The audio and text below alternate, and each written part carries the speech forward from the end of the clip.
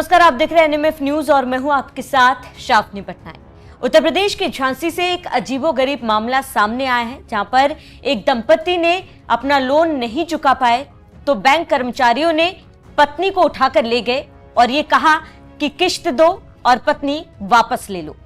ये पूरा मामला उत्तर प्रदेश के झांसी का है, जहां पर आपको बता दें कि इस दंपति ने करीब 40,000 रुपए एक माइक्रो फाइनेंशियल बैंक से लोन लिए थे, जिसके बाद दंपति का कहना है कि उन्होंने करीब 11 किस्त भर चुके थे, लेकिन बैंक अकाउंट में केवल 8 किस्तों का रिकॉर्ड था।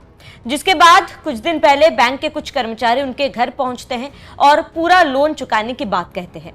जब ये व्यक्ति लोन देने से मना कर देता है, चुकाने से मना कर देता है, उसका कहना है कि उसे और थोड़ा सा समय चाहिए, तब बैंक कर्मी जबरन उसकी बीवी को बैंक में करीब 5 घंटे तक बैठा कर रखते हैं। उसे घर जाने नहीं दिया जाता। पति काफी ज्यादा गिड़गिड़ाता है, समझाने की कोशिश करता है और नहीं मानने पर थक हार कर उसने 112 पर फोन करके पुलिस को बुलाया और तब जाकर उसकी पत्नी को छोड़ा गया।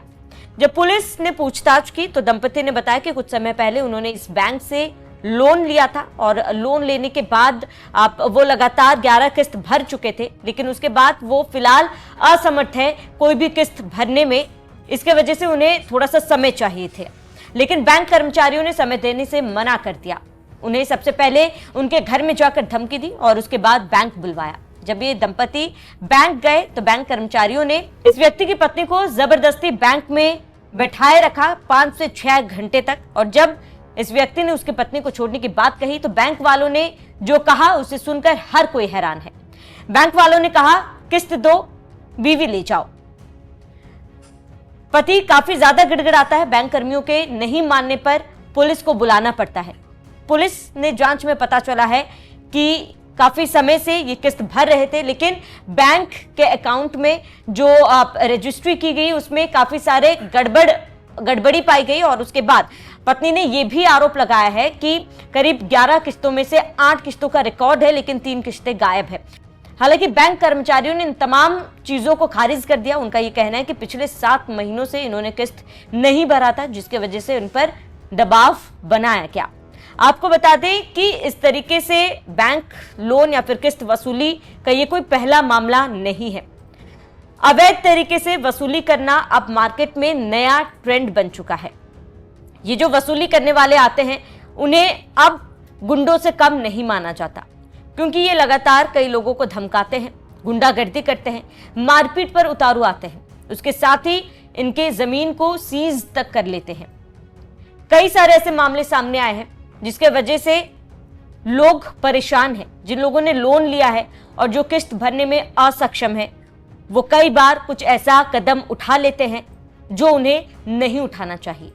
शायद समाज के डर से, समाज में बदनामी के डर से, क्योंकि ये जो वसूली करते हैं ये लोग घर में भी घुस आते हैं, गलियों में लोगों की फोटो लेकर घूमते हैं और उन्हें बदनाम करने की कोशिश भी करते हैं।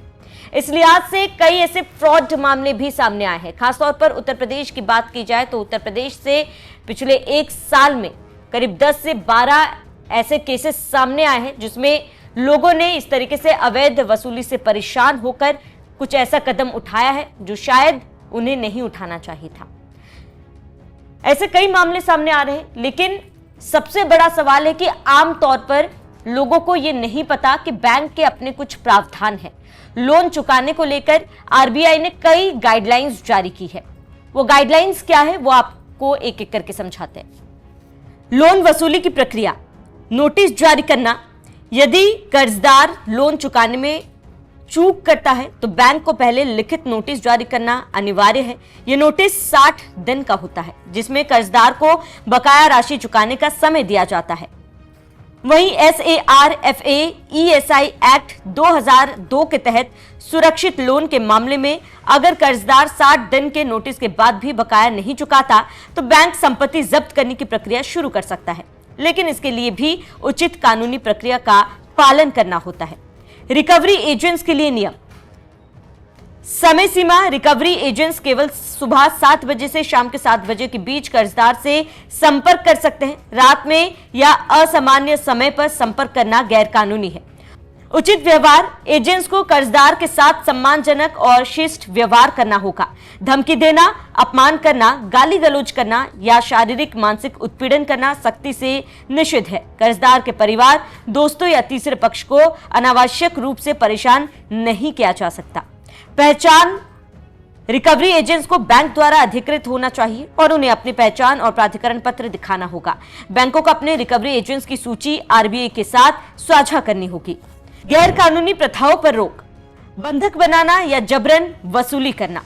लोन वसूली के लिए कर्जदार को बंधक बनाना, उनकी संपत्ति पर गैर कानूनी कब्जा करना या हिंसा का सहारा लेना पूरी तरह अवैध है। सुप्रीम कोर्ट और आरबीआई ने स्पष्ट किया है कि इस तरह के हथकंडे अपराध की श्रेणी में आते हैं और इसके लिए आपराधिक मामला दर्ज किया जा सकता है। गोपनीयता का सम्मान, कर्जदार की निजी जानकारी जैसे आधार, फोटो या संपर्क विवरण का दुरुपयोग नहीं किया जा सकता। ऑनलाइन लोन ऐप्स के मामले में डेटा गोपनीयता का उल्लंघन गंभीर अपराध माना जाएगा। कर्जदार के अधिकार, शिकायत का अधिकार, यदि रिकवरी एजेंट्स नियमों का उल्लंघन करते हैं तो कर्जदार स्थानीय पुलिस में शिकायत दर्ज कर सकता है। इसके अलावा कर्जदार आरबीआई के बैंकिंग से संपर्क कर सकता है। शिकायत ऑनलाइन या ऑफलाइन दर्ज की जा सकती है। कानूनी प्रक्रिया का पालन, कोई भी संपत्ति जब्त करने से पहले बैंक को कोर्ट या अधिकृत प्राधिकरण से अनुमति लेनी होगी। बिना कानूनी प्रक्रिया के कोई कार्रवाई नहीं की जा सकती। ऑनलाइन लोन ऐप्स और एनबीएफसी के लिए क्या है नियम? आरबीआई ने गैर बैंकिंग वित्तीय कंपनियों और ऑनलाइन लोन ऐप्स के लिए भी सख्त नियम बनाए। सभी लोन ऐप्स को आरबीआई के साथ पंजीकृत होना चाहिए। कर्जदार को लोन की शर्तें, ब्याज दर और पुनर्भुगतान शेड्यूल पहले से स्पष्ट करना होगा। डिजिटल ब्लैकमेलिंग गैर कानूनी है और इसके खिलाफ साइबर क्राइम सेल में शिकायत की जा सकती है। कानूनी कार्रवाई और सजा, अगर बैंक या रिकवरी एजेंट्स नियमों का उल्लंघन करते हैं तो उनके खिलाफ उपभोक्ता संरक्षण अधिनियम, बीएनएस या अन्य कानूनों के तहत कार्रवाई हो सकती है। सुप्रीम कोर्ट ने 2024 में एक मामले में कहा था कि रिकवरी एजेंट्स के गुंडागर्दी जैसे व्यवहार को बर्दाश्त नहीं किया जाएगा। आमतौर पर ऐसे मामलों में लोग माइक्रो फाइनेंस बैंक से या फिर किसी अन्य कंपनी से लोन लेते हैं, लेकिन क्या आपको पता है कि क्या ये माइक्रो फाइनेंस कंपनी के कुछ अलग भी नियम है या फिर ये माइक्रो फाइनेंस कंपनी कैसे और कहां से काम करते हैं? दरअसल माइक्रो फाइनेंस कंपनी एक ऐसी वित्तीय संस्था होती है जो छोटे स्तर पर वित्तीय सेवाएं प्रदान करती है, विशेष रूप से उन लोगों को जो पारंपरिक बैंकों से लोन या अन्य वित्तीय सेवाएं प्राप्त करने में असमर्थ होते हैं। ये लोग आमतौर पर निम्न आय वर्ग, छोटे व्यवसाय, किसान या ग्रामीण क्षेत्र में रहने वाले होते हैं। माइक्रो फाइनेंस कंपनी का मुख्य उद्देश्य वित्तीय समावेशन को बढ़ावा देना और गरीबी उन्मूलन में मदद करना होता है और इसी के कारण इससे लोन काफी ज्यादा आसानी से मिल जाते हैं, लेकिन लोग इसी के चक्कर में फ्रॉड में पड़ते जाते हैं, जिसका उदाहरण अभी हमने देखा उत्तर प्रदेश के झांसी में सामने आया है। लोन ना चुका पाने पर यह अजीबोगरीब तरीका अपनाया गया लोन वसूली के लिए। ऐसे में इन तमाम जो नियम है उन्हें हमें ध्यान में रखना चाहिए। हमारे आसपास अगर ऐसा कुछ होता है, ऐसा कोई केस सामने आता है, हमें लोगों को भी इन नियमों के बारे में बताना चाहिए, लोगों को भी जागरूक करना चाहिए ताकि कोई भी व्यक्ति ऐसे फ्रॉड से बचे या फिर उन्हें कोई लोन वसूली के लिए परेशान करता है, किस्त चुकाने के लिए परेशान करता है, तो उन्हें अपने हक के बारे में पता हो। फिलहाल आपका इस पूरे मामले पर क्या कहना है, हमें कमेंट कर जरूर बताएं। साथ ही बने रहिए एनएमएफ न्यूज के साथ।